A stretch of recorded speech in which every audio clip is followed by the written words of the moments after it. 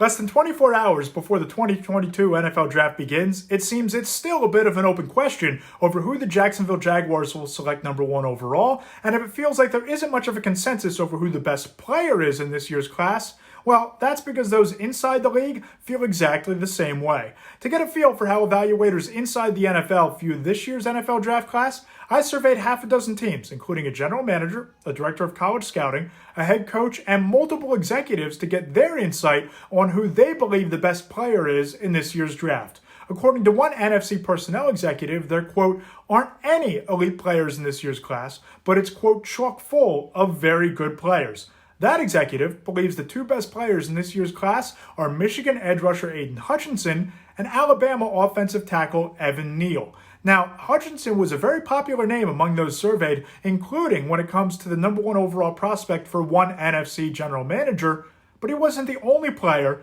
named by those inside the NFL. An AFC South director of college scouting tells me he still believes that Kayvon Thibodeaux is the best player and the closest thing to an elite prospect that this class has to offer, and suggests the only reason Thibodeaux's stock is falling is because he is interviewed very poorly during the pre-draft process. Multiple teams I spoke to suggest Thibodeaux was at one point in time the number one overall player on their board, especially during last fall's college football season. Finally, an AFC personnel executive says Notre Dame safety Kyle Hamilton is the best player in this class and that Hamilton will go to the most Pro Bowls of any prospect available in this draft. He believes that it is, quote, nonsense that Hamilton is sliding based on his 40-yard dash time and the fact that he plays safety, especially when you look around the league and tight ends have been surging both in usage and in value in the past several seasons. One thing we've learned through this pre-draft process this spring is that the only thing certain about this particular draft is uncertainty, and that remains the case in the final hours before it begins.